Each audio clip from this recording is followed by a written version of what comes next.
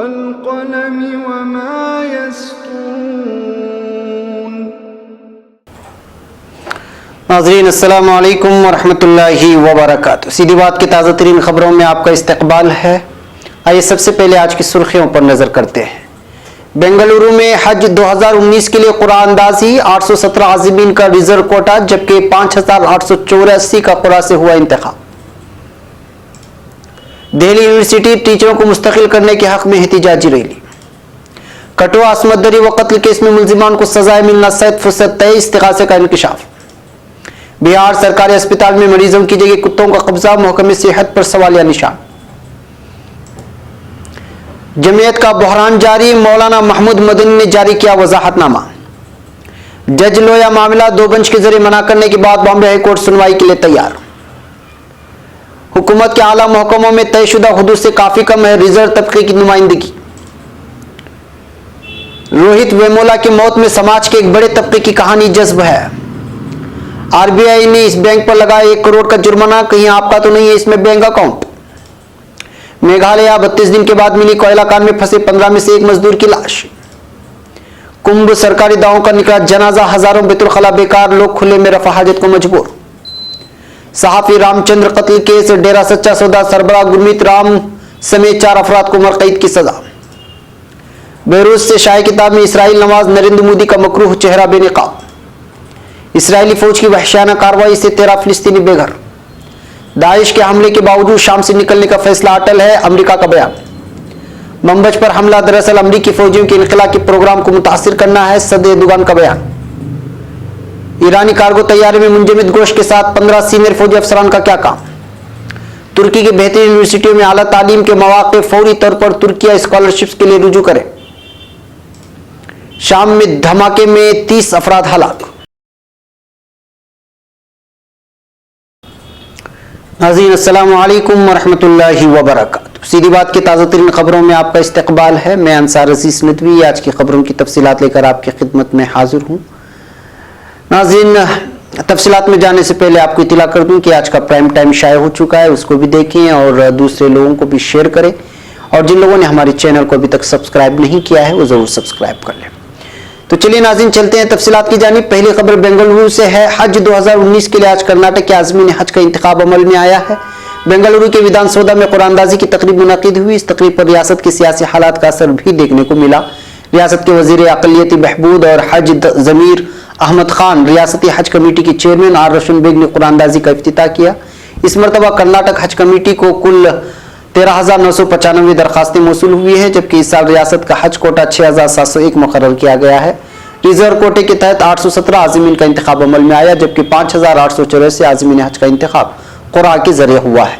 वज़ीर अक़लियती बहबूद ज़मीर अहमद खान ने कुरानंदाजी के मौके पर मुंतखब आज़मीन को मुबारकबादी पेश की। वज़ीर हज ने कहा कि रियासत के हज कोटे में मज़ीद इजाफे के लिए कोशिश की जाएगी। अब खबर नई दिल्ली से। दिल्ली यूनिवर्सिटी की एकेडमिक काउंसिल ने बुध की आधी रात के बाद टीचरों की सख्त मुखालिफत के बावजूद कॉन्ट्रैक्ट पर टीचरों की तकर्रुरी के इल्तिजाम को मंजूरी दे दी है। इसके खिलाफ सैकड़ों टीचर जुमेरात को सड़क पर उतर आए। उन्होंने लंबी रैली निकाली। काउंसिल के रुकन और दिल्ली यूनिवर्सिटी में कॉमर्स के प्रोफेसर प्रदीप कुमार ने यूएनए को बताया है कि बुध की सुबह 11 बजे से शुरू हुए एकेडमिक काउंसिल की मीटिंग रात 1 बजे तक चली। इस मीटिंग में सभी मुंतखब अराकीन ने इस तजवीज़ की जमकर मुखालिफत की है और हम लोग वेल में भी बैठे रहे। जब तजवीज़ पास हुई तो हम लोगों ने इसके खिलाफ वॉकआउट किया।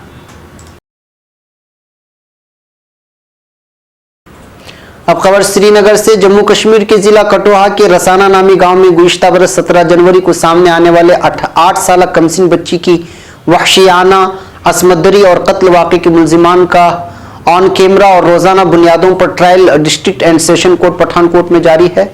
वकील इस्तिगासे ने बताया कि मुतासिरा बच्ची का केस इंतहाई मजबूत है। मार्च के अवाखिर या अप्रैल के अवाइल में केस का फैसला आना मुतवक्के है और मुलजिमान को सजाएं मिलना 100% तय है। मुतासिरा बच्ची के वालिद मोहम्मद यूसुफ पिजवाल के जाती वकील प्राइवेट काउंसिल मुबीन फारूकी, जो स्पेशल पब्लिक प्रोसिक्यूटर्स संतोष संघ बसरा और जगदेश कुमार चोपड़ा को केस में असिस्ट कर रहे हैं, उन्होंने यूएनए को फोन पर बताया कि मुकदमे की समाअत रोजाना बुनियादों पर जारी है। हमें उम्मीद है कि मार्च के अवाखिर या अप्रैल के पहले हफ्ते में मुकदमे का फैसला सामने आएगा। अब खबर मुंबई से। नीतीश राज में बिहार का इंतजाम व इंसिराम बुरी तरह से बिगड़ता हुआ महसूस हो रहा है। महकमे सेहत की हालत भी लगातार बद से बदतर की जानिब गामजन है। उसकी ताज़ा मिसाल नवादा वाक़ सरकारी अस्पताल है, जहां मरीजों के बेड पर कुत्तों का कब्जा नजर आ रहा है। हुकूमत बिहार लोगों के लिए बेहतर सेहत इंतजाम के लाख दावे कर रही हो, लेकिन अक्सर ऐसे वाक़यात सामने आ जाते हैं जो बद इंतजामी की किली खोल कर रख देते हैं। नवादा अस्पताल का मामला भी कुछ ऐसा ही है, जिस पर आरजेडी लीडर तेजस्वी यादव ने नीतीश हुकूमत को तनकीद का निशाना बनाया है।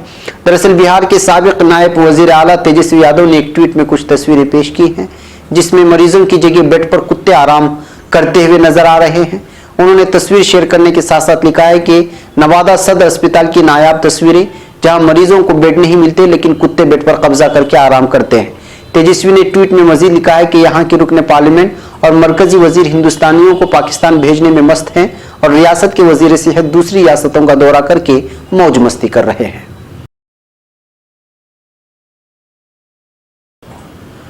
अब खबर नई दिल्ली से। मुल्क ही में नहीं दुनिया भर में मशहूर जमीयत उलमा हिंद के जनरल सेक्रेटरी नाज़िम उमूमी मौलाना महमूद मदनी के अचानक मुस्तफ़ा हो जाने की वजह से चे में गोइयों का दौर जारी है। दरियासना मौलाना महमूद मदनी ने वजाहती बयान जारी करते हुए कहा है कि उनके इस्तीफा पर गौर के सिलसिले में सदर कारी उस्मान साहब ने जमीयत की मजलिस आमिला का इजलास तलब कर लिया है और उस वक्त तक वो जनरल सेक्रेटरी के ओहदे के फराइज अंजाम देते रहेंगे। अब खबर नई दिल्ली से। जज BH लोया के मौत से जुड़ी अर्जी पर सुनवाई करने से बॉम्बे हाईकोर्ट की 2 बेंच के जरिए खुद को अलग करने के बाद आखिरकार मंगल को तीसरी बेंच सुनवाई करने के लिए तैयार हो गई है। यह अर्जी वकील सतीश वोके ने दायर की है। इनकी अर्जी में इल्जाम लगाया गया है कि जज लोया को रेडियो एक्टिव आइसोटोप का इस्तेमाल करके जहर दिया गया था। हुकूमत की तरफ से पेश हुए वकील सुनील मनोहर ने अदालत में इस मामले को खारिज करने की मांग की। उन्होंने कहा कि सुप्रीम कोर्ट पहले ही इस मामले को खारिज कर चुकी है और जज लोया की मौत को नेचुरल बना चुकी है। हालांकि वोके ने कहा कि वो इस मामले में एक मुतासिर शख्स हैं और सुप्रीम कोर्ट में दाखिल अर्जी में वो मुद्दई नहीं थे। जस्टिस प्रदीप देशमुख और जस्टिस रोहित देव की स्पेशल बेंच ने अर्जी को सुनवाई के लिए मंजूर कर लिया है। बेंच ने अर्जी पर सुनवाई के लिए 2 हफ्ते के बाद का वक्त दिया है। टाइम्स ऑफ इंडिया की रिपोर्ट में जानकारी सामने आई है। गौरतलब है कि नवंबर 2017 में जज लोया की मौत के हालात पर उनकी बहन अनुराधा बयानी ने सवाल उठाए थे।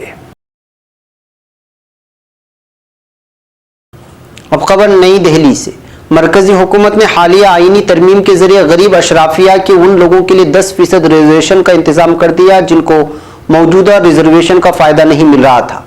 वहीं दूसरी तरफ इंडियन एक्सप्रेस की एक रिपोर्ट से जानकारी सामने आई है कि मरकजी यूनिवर्सिटियों के साथ हुकूमत के आला महकमेजात में ग्रुप ए और ग्रुप बी और ज्यादातर इदारों में SC ST और खासकर OBC की नुमाइंदगी कम है।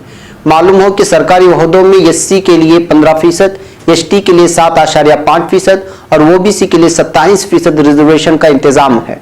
RTI दरखास्त के तहत हासिल की गई जानकारी के मुताबिक 40 मरकजी यूनिवर्सिटी में असिस्टेंट प्रोफेसर की सतह पर तयशुदा हुदूद के मुकाबले में OBC तबके की नुमाइंदगी तकरीबन आधी यानी 14.38% है।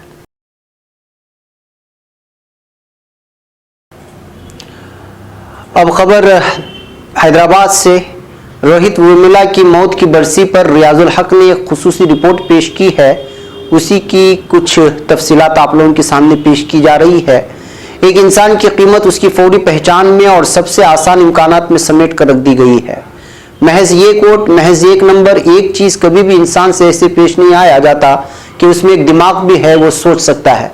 वो सितारों से बनी हुई एक जगमगाती चीज है। हर मामले में, पढ़ाई में, सड़कों पर, सियासत में, मरने और जीने में 3 साल हो गए जब पहली बार लिखे गए उस आखिरी खत ने इस मुल्क के ज़मीर को झंझोड़ दिया। कम से कम उसकी आवाज़ हर उस दिमाग तक पहुंची जिसमें देखने की एक निगाह और सोचने के लिए कुछ लम्हे मौजूद थे। लोग मुत्तफिक हुए, गैर मुत्तफिक हुए, दुखी हुए, नाराज हुए, लेकिन इस खत के बारे में अपनी राय को लेकर उनमें कोई इख्तिलाफ नहीं था। रोहित वेमुला की इस खत के आने के बाद ये बात वाज़ेह होने में देर नहीं लगी कि हम एक ऐसे मकाम पर खड़े थे जहां से नई शुरुआत के इम्कानात पैदा हो रहे थे। एक ऐसा लम्हा था जिसने ख्यालात की ही दुनिया में नहीं, हकीकी दुनिया में बहुत कुछ बदलने की शुरुआत की और जिसकी गहरी अंदरूनी धाराएं अभी तक जारी हैं। बहुत कम खत ऐसे होते हैं जो किसी समाज को इतनी गहराई तक छूते हैं। ये बात साफ होनी चाहिए कि इन तब्दीलियों के पीछे महज खत नहीं था, एक शख्स था जिसकी मौत हो चुकी थी और जिसको इदारती कत्ल कहा गया। उसके मौत से पहले महीनों तक जुल्म सितम की एक दास्तान थी जो छपी हुई नहीं थी। रोहित की इस दास्तान और उसकी मौत में समाज के एक बड़े तबके थी, लेकिन आखिर में एक खत एक खाई की निशानी बन गया। रोहित की वजूद जिसको उसकी कास्ट से अलग करके नहीं देखा जा सकता और उसके चले जाने के बीच बनी खाई रोहित से मुलाकात और उसकी गैर हाजिरी के दरमियान बनी खाई है। अब खबर नई दिल्ली से। रिजर्व बैंक ऑफ इंडिया ने बैंक ऑफ महाराष्ट्र पर 1 करोड़ का जुर्माना आयद किया है। यह जुर्माना नो यूर कस्टमर KYC के कवानीन की खिलाफवर्जी और फ्रॉड क्लासिफिकेशन ज़ाब्तों को पूरा न करने की वजह से लगाया गया है। RBI का कहना है कि बैंक ऑफ महाराष्ट्र रहनुमा हिदायत पर अमल करने में नाकाम रहा है, इस वजह से उस पर एक जुर्माना लगाया गया है। RBI की तरफ से जारी किए गए बयान के मुताबिक जुर्माना कवानीन पर अमल न करने की वजह से लगाया गया। उसकी वजह से सारिफिन के किसी भी ट्रांजैक्शन या सारिफिन का बैंक के साथ किसी मुआहदे पर कोई असर नहीं पड़ेगा। अब खबर मेघालय से। मेघालय के ईस्ट जेंतया हिल्स जिले में गैरकानूनी कान में गुज़श्ता 32 दिनों से 15 मजदूर फंसे हुए हैं। जराये के मुताबिक बचाव काम के दौरान उनमें से एक मजदूर की लाश देखी गई है। अब लाश को बाहर निकालने की कोशिशें तेज हो गई हैं। हिंदुस्तानी बहरिया और NDRF की मुश्तरका टीम ने मंगल को कान के गहरे पानी में रेस्क्यू के दौरान एक कानकुन की लाश देखी। रेस्क्यू टीम कान में पानी के अंदर कानकुनों की तलाश कर रही है। सबसे अहम बात यह है कि कान के अंदर अभी भी पानी की सतह 350 फीट तक बनी हुई है, जबकि हाई पावर पंप की मदद से अब तक करोड़ों लीटर पानी निकाला जा चुका है। इसके बावजूद पानी की सतह कम होने का नाम नहीं ले रही। कान में उड़ीसा फायर रेस्क्यू टीम ने 63 हॉर्स पावर के 10 पंप लगाए हैं। अब खबर पंचकोला से। सहाफी रामचंद्र छत्रपति के कत्ल केस में डेरा सच्चा सौदा के सरबराह गुरमीत राम समेत 4 कसूरवारों को पंचकोला की खुसूसी CBI अदालत ने जुमेरात को उम्र कैद की सजा सुनाई है। राम को सजा वीडियो कॉन्फ्रेंसिंग के जरिए सुनाई गई। ख्याल रहे कि राम रोहतक की सनारिया जेल में बंद है। 11 जनवरी को अदालत ने इस मामले में राम को कसूरवार करार दिया था। इससे पहले गुरमीत राम समेत 3 दीगर कसूरवारों को वीडियो कॉन्फ्रेंसिंग के जरिए जज के सामने पेश किया गया। फैसला सुनते ही राम के चेहरे पर उदासी छा गई। जज के सामने राम के वकील ने कम सजा का मुतालबा किया। जर्नलिस्ट के कुंबे की तरफ से फांसी की सजा का मुतालबा किया गया था।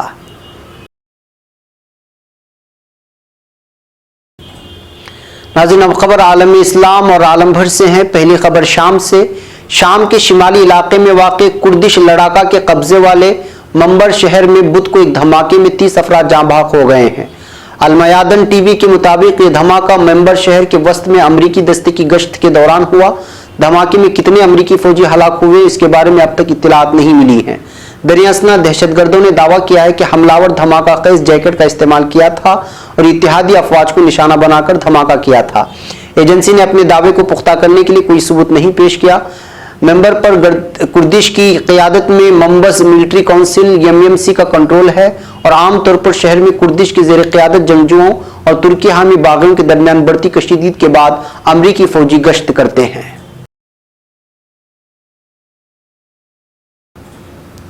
अब खबर बैरूत से। लबनान के सदर मकाम बैरूत में कायम जैतूना स्टडी सेंटर की तरफ से एक किताब जारी की गई है जिसमें भारत और इसराइल के दरमियान बढ़ते ताल्लुकात, बिलखुसूस मौजूदा भारतीय वज़ीर आज़म नरेंद्र मोदी के किरदार को बेनकाब किया गया है। मरकज़ इत्तलात फ़िलिस्तीन के मुताबिक इसराइल नवाज बयानिया और भारतीय मिसाल के उन्वान से ये किताब डॉक्टर मोहम्मद मुकर्रम बलआदी और हस्साम इमरान की मुश्तरका तालीफ है। किताब में भारत और इसराइल के दरमियान ताल्लुकात के उतार चढ़ाव, राय आम्मा और फैसला साज इदारों के दोनों मुल्कों के ताल्लुकात के फ़रोग़ पर असरात और भारत और इसराइल की मौजूदा हुकूमतों बिलखुसूस भारतीय वज़ीर आज़म नरेंद्र मोदी और इसराइल के बेंजामिन नेतन्याहू के किरदार पर तफसील से रोशनी डाली गई है। 3 अबवाब पर मुश्तमिल किताब 102 सफ़हात को मुहीत है। किताब में कहा गया कि इसराइल ने भारत के साथ सर्द जंग के खात्मे के बाद तिल अबीब ने नई दिल्ली के साथ तमाम शोबों ताल्लुकात के क़याम की कोशिशें शुरू की हैं। इसराइल ने भारत के साथ दोस्ताना ताल्लुकात को वज़ारत ख़ारिजा की अहम पॉलिसी करार दिया और इसी पॉलिसी के तहत भारत के साथ राह रस्म बढ़ाई गई। भारत में भारतीय जनता पार्टी के सरबराह नरेंद्र मोदी और उनकी जमात के इख्तिदार में आने के बाद इसराइल और भारत के दरमियान ताल्लुकात के एक नए दौर का आगाज हुआ। भारत नरेंद्र मोदी ने हिंदू कौम की परस्ती का नारा लगाया और गैर हिंदू अक़वाम बिलखुसूस मुसलमानों के हवाले से नस्ल परस्ताना तर्ज अमल इख्तियार किया गया। मुसलमानों को भारत से बाहर से भारत से बाहर से आने वाले दरअंदाज करार दिया। इसी तरह इसराइल में भी नरेंद्र मोदी के हमख्याल बेंजामिन नेतन्याहू की हुकूमत कायम हुई और उसने भी फिलिस्तीनियों के खिलाफ नस्ल परस्ताना सियासत को मजीद फरोग देने की कोशिश शुरू कर दी। सन 2018 के दौरान भारत और इसराइल के ताल्लुकात में उस वक्त ड्रामाई तब्दीली आई जब इसराइली वज़ीर-ए-आज़म बेंजामिन नेतन्याहू ने भारत की तवील यात्रा की। दोनों मुल्कों ने एक दूसरे के साथ दिफाई और फौजी मुआहदे किए और एक दूसरे असलहे की खरीदारी की कई डीलें की। अब खबर वादी उर्दून से। काबिज सेहूनी फौज ने फिलिस्तीन के वादी उर्दून के शिमाली इलाके में एक इन्हिदामी कार्रवाई के दौरान फिलिस्तीनियों के 2 मकान मिस्मार कर दिए, जिसके नतीजे में 13 फिलिस्तीनी सख्त सर्दी में खुले आसमान तले जिंदगी गुजारने पर मजबूर हो गए। फिलिस्तीनी तज्जिया निगार और समाजी कारकुन हमजा जुबैदात ने बताया कि बुध के रोज इसराइली फौज की भारी नफरी ने शिमाली वादी उर्दून में फसाइल के मकाम पर फिलिस्तीनियों के 2 मकानात मिस्मार कर दिए, जिसके नतीजे में बच्चों और खवातीन समेत 13 फिलिस्तीनी जख्मी हो गए। अब खबर अमेरिका से। अमेरिकी व्हाइट हाउस के एक तजुर्बाकार ओहदेदारान का कहना है कि शिमाली शाम के शहर मंबज में बैनुल-अक़वामी इत्तेहाद की गश्ती टीम पर हमले के बाद भी शाम से अमेरिकी फौजियों के इनक़िला से मुतालिक सदर डोनाल्ड ट्रंप के फैसले के वापस ले जाने का कोई इरादा नहीं है। एक अमेरिकी ओहदेदार ने नाम जाहिर न करने की शर्त पर बताया कि दाइश की इस कार्रवाई में 5 अमेरिकी फौजी हलाक और 3 जख्मी हुए। लंदन में कायम इंसानी हुकूक की शामी तंजीम के मुताबिक धमाके में हलाकतों की तादाद 19 हो गई है। याद रहे कि हमला अमेरिकी सदर डोनाल्ड ट्रंप की जानिब से शाम से अमेरिकी फौजियों के इनक़िला के ऐलान के तकरीबन 1 माह बाद हुआ है। अब खबर तुर्की से। सदर रजब तैयब एर्दोगान का कहना है कि शामी इलाके मंबज में रोनुमा होने वाले हमले में 5 अमेरिकी फौजियों समेत मजमूई तौर पर 20 अफराद की हलाकतों की इत्तलात हैं। सदर तुर्की ने अंकारा के सरकारी दौरे पर मौजूद क्रोएशिया की सदर कोलेंडा ग्राबर केतारोच के हमरा मुश्तरका प्रेस कॉन्फ्रेंस से खिताब करते हुए कहा है कि मंबज में होने वाला हमला अमेरिका के शाम से इनक़िला को मुतासिर करने के मकसद का हामिल हो सकता है। जनाब एर्दोगान ने इस उम्मीद का इजहार किया है कि अमेरिकी सदर डोनाल्ड ट्रंप के इनक़िला पर अटल होने का अंदाजा क्या है, कहते हुए इस दहशतगर्द कार्रवाई के बाइस फैसले से पीछे हटने का मामला ज़ेरे बहस नहीं आएगा, वगरना यह दहशतगर्द तंजीम दाइश की जानिब से फतह का मफहूम पैदा करेगा। उन्होंने मजीद कहा कि हम दहशतगर्द तंजीम दाइश के खिलाफ महाजाराई को जारी रखेंगे, क्योंकि हम इस घिनौनी तंजीम को उसी के ठिकानों पर ठिकाने लगाएंगे। अब खबर ईरान से। ईरान के एक फौजी कार्गो तैयारे को पीर के रोज तेहरान के नजदीक हादिसा पेश आया था। हादिसे के नतीजे में तैयारे में सवार 16 अफराद में से 15 हलाक और एक शदीद जख्मी हो गया। ये तैयारा किर्गिस्तान के दारहुकूमत बशकीक से गोश्त की बड़ी मिकदार लेकर ईरान के मगरिब में वाक़ई कुरज के पयाम हवाई अड्डे आ रहा था। ईरानी खबर रसा एजेंसी फारस के मुताबिक बोइंग 707 तैयारा हवाई अड्डे पर उतरने के दौरान रनवे से फिसल गया, जिसके नतीजे में हादिसा पेश आया। ईरानी सहाफ़ी अली जमा मर्दी ने बुध के रोज टेलीग्राम पर अपने चैनल पर एक रिपोर्ट पोस्ट की, जिसमें ईरानी फौज के जराये के हवाले से उन सीनियर अफसरान के नामों का इंकिशाफ किया गया है जो तैयारे में सवार थे। अब खबर तुर्की से। इदारा बराए समंदर पार तुर्क और तुर्क बरादरी यानी presidency for Turks abroad and related communities, जिसे YTB के नाम से याद किया जाता है, ने गैर मुल्की तलबा को तुर्की में आला तालीम के मौके फराहम करने की गर्ज से स्कॉलरशिप फराहम करने की गर्ज से सन 2019 के लिए दरखास्तें मौसूल करना शुरू कर दिया है। तुर्की के इदारा बराए समंदर पार तुर्क और तुर्क बरादरी YTB की जानिब से फराहम करदा तुर्किया स्कॉलरशिप तुर्की की आला पाए की यूनिवर्सिटी में आला तालीम हासिल करने के हुसूल, तालीम मुकम्मल करने और शॉर्ट रिसर्च प्रोग्राम के ज़ेर उन्वान मुख्तलिफ कैटेगरीज में हुकूमत तुर्की की जानिब से माली वसाइल फराहम करते हुए मेरिट की मुताबिक स्कॉलरशिप अता की जाती है। हुकूमत तुर्की की जानिब से दी जाने वाली स्कॉलरशिप तुर्की और दीगर ममालिक के दरमियान ताउन को फ़रोग़ देने के मकसद के तहत एक नेटवर्क के जरिए काम कर रहा है। तुर्किया स्कॉलरशिप्स के हुसूल के लिए 15 जनवरी से 20 फरवरी तक तमाम ममालिक रुजू कर सकते हैं। ये दरखास्तें बाय हैंड डॉक के जरिए वसूल नहीं की जाएंगी और ना ही रुजू करने के लिए किसी अदायगी का मुतालबा किया जाएगा। दरखास्तें बराह रास्त इंटरनेट के जरिए YTB को भिजवाई जा सकती हैं। इदारा बराए समंदर पार तुर्क और तुर्क बरादरी की स्कॉलरशिप ग्रेजुएशन, पोस्ट ग्रेजुएशन और डॉक्टरेट के लिए अता की जाती हैं। सन 2018 में 1,35,000 तलबा ने तुर्किया स्कॉलरशिप्स के लिए रुजू किया था। दुनिया के तमाम ही गोशों की 160 ममालिक के 17,500 तलबा तुर्किया स्कॉलरशिप से इस्तिफादा करते हुए तुर्की मुख्तलिफ शहरों की यूनिवर्सिटियों में तालीम हासिल कर रहे हैं। तुर्किया स्कॉलरशिप को हासिल करने के लिए तमाम गैर मुल्की तलबा इंटरनेट के जरिए रुजू कर सकते हैं। नाज़रीन, ये थी आज की ताज़ा तीन खबरें। अगली ताज़ा तीन खबरों के साथ फिर आपसे मुलाकात होगी। इजाज़त से पहले आपसे अपील कर दें कि जिन लोगों ने हमारे चैनल को सब्सक्राइब नहीं किया वो ज़रूर सब्सक्राइब करें, और हमारा आज का ताज़ा प्राइम टाइम भी शाया हो चुका है, उसको भी देखें और उसकी लिंक भी दूसरों तक पहुंचाने में हमारी मदद करें। हमें यहाँ पर इजाज़त दें। अस्सलामु अलैकुम व रहमतुल्लाहि व बरकातुहू।